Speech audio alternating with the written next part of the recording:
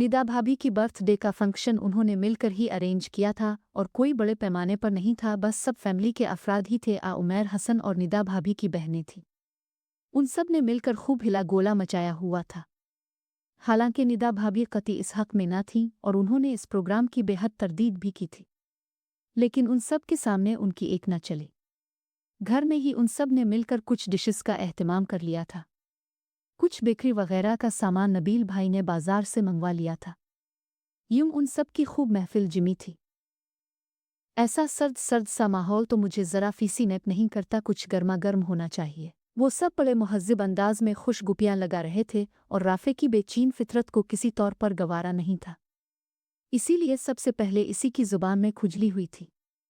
चाय बनाओ में मिज़ना ने इसकी बात को समझते हुए भी जानबूझ के लतीफ़ सा तंज़ किया था। चाय नहीं काफ़ी ले आओ, बल्कि यूं करो ब्लैक काफ़ी, बग़ैर शुक्र के अब मुकाबिल भी राफ़े था, जो पहले ही मिज़ना से महाज़ आराई के लिए हर दम तैयार रहता था। इसे हर वक्त निशाना बनाए रखते हो तुम, खुद कहाँ के प्रिंस चार्ल्स हो। मीरब फ़ौरन इसकी हिमायत के लिए मैदान में कूदी।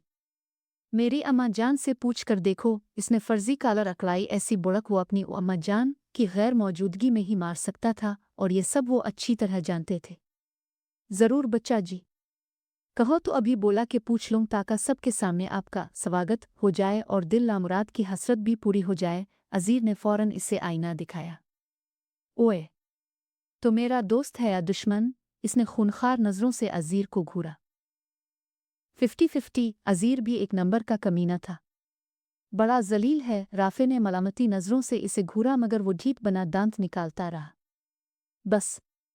बस आज लड़ने का दिन नहीं है, रुबाहा ने दखल अंदाजी की। तो क्या पढ़ने का दिन है? इसने रोए सुखन अब रुबाहा की तरफ किया।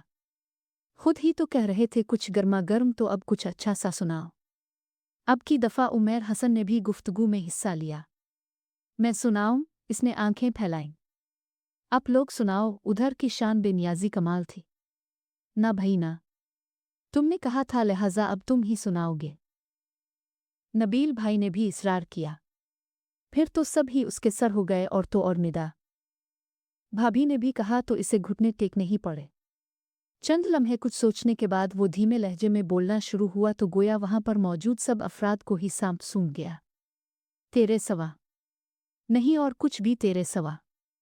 मेरा प्यार, मेरी जिंदगी, मेरी खामोशी, मेरी बेबसी, मेरा इल्म भी, मेरा नाम भी, कि मेरी सुबह, मेरी शाम भी, कि जो मिल सके मेरे दाम भी, वो सभी कुछ तुझे अता करे।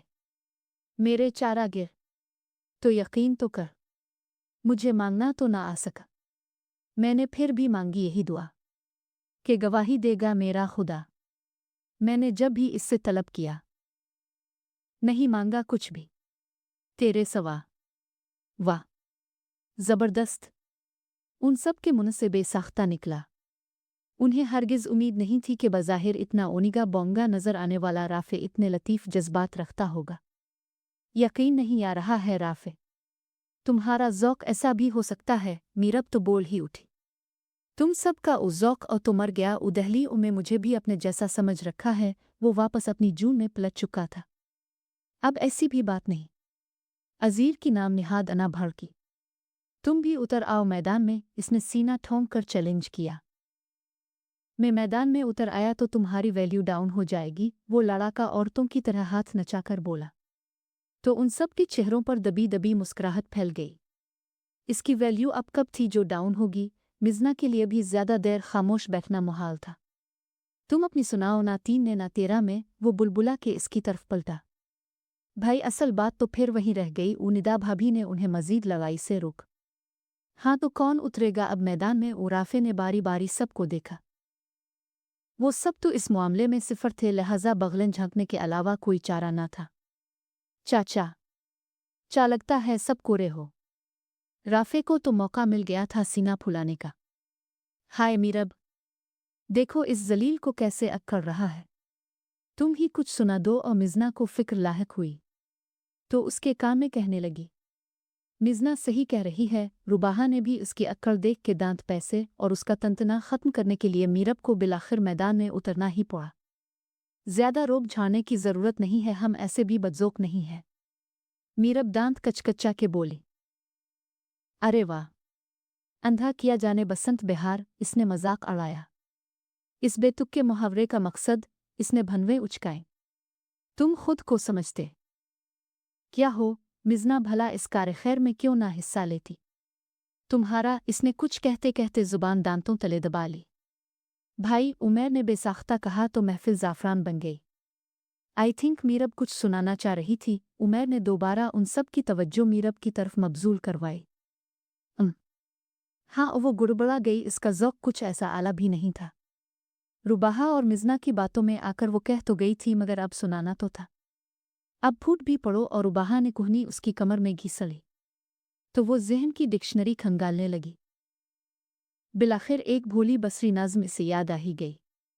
बहुत ही मान है तुम पर, सुनो, पास वफा रखना, सभी से तुम मिलो लेकिन ज़रा सा फासला रखना, बिछड़ना भी तो पड़ता है, ज़रा सा हौसला रखना, वो सारे वसल के लम्हे तुम आंखों में सजा रखना, अभी इम्कान बाकी है, अभी लब पे दुआ रखना, बहुत नायाब हैं देखो, हमें सबसे जुदा रखना।